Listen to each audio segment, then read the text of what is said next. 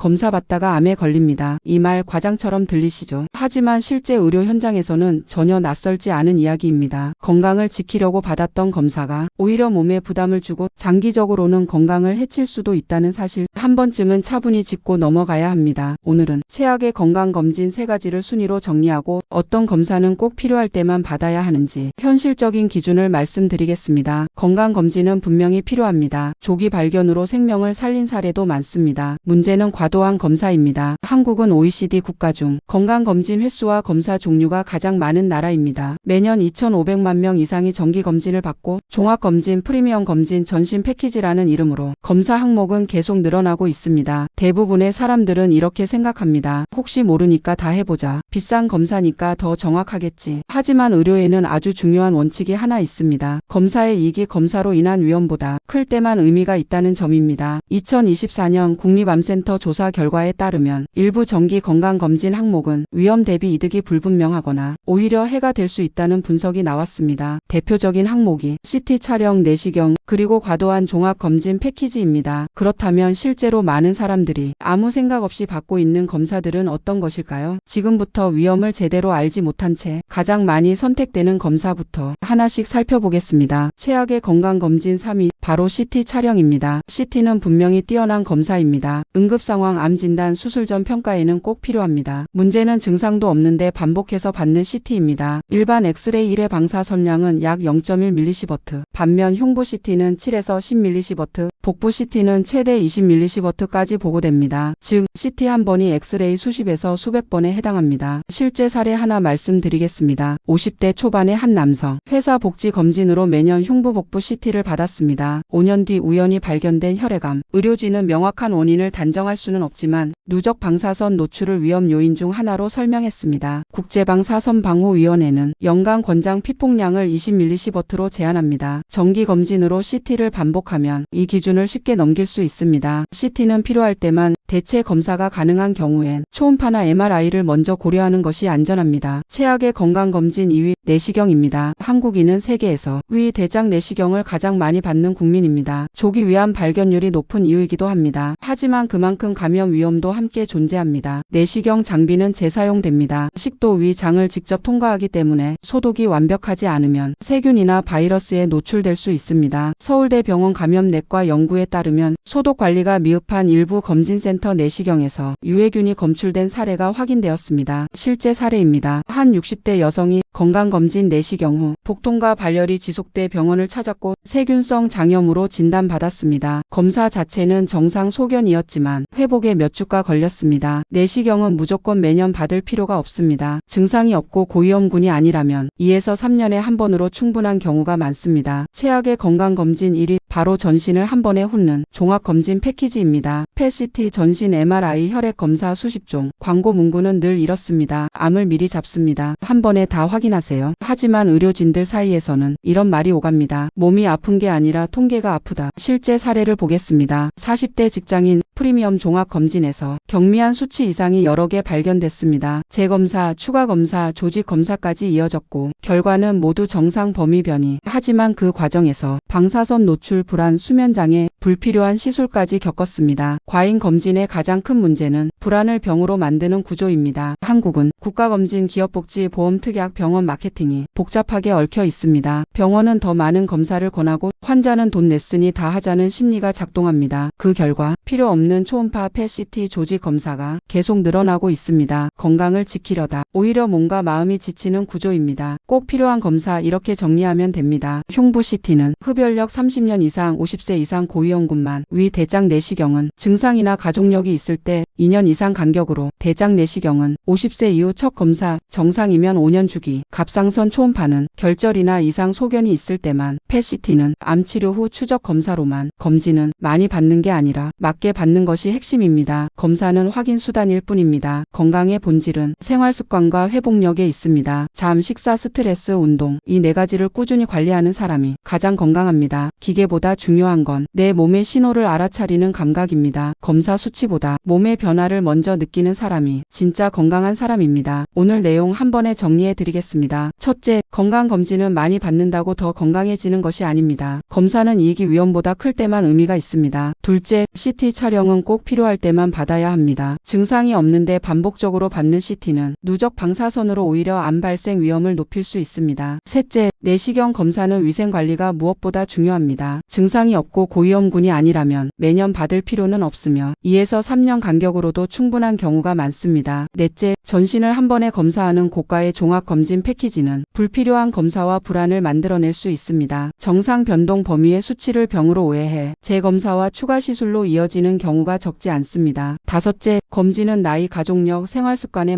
맞춤형 선택이 가장 안전합니다. 무조건적인 주기보다 나에게 필요한가를 먼저 따져보는 것이 중요합니다. 마지막으로 검사는 도구일 뿐이고 건강의 중심은 생활습관과 몸의 감각입니다. 잠, 식사, 스트레스 관리, 꾸준한 움직임, 이 네 가지가 어떤 검사보다 강력한 예방입니다. 건강은 더 많이 들여다본다고 지켜지는 것이 아니라 올바르게 관리할 때 유지됩니다. 오늘 내용이 건강검진을 다시 한번 돌아보는 계기가 되셨다면 구독과 좋아요로 함께 해주시면 앞으로도 큰 도움이 됩니다. 알림 설정을 해두시면 새로운 영상도 놓치지 않고 받아보실 수 있습니다. 또 한 가지, 여러분은 최근 어떤 건강검진을 받으셨나요? 과하다고 느꼈던 검사나 도움이 됐다고 생각되는 검사가 있다면 댓글로 경험을 나눠주시면 다음 영상 제작에 적극 반영하겠습니다. 서로의 경험이 누군가의 건강을 지키는 정보가 될 수 있습니다. 지금까지 시청해주셔서 고맙습니다. 다음 영상에서 다시 뵙겠습니다.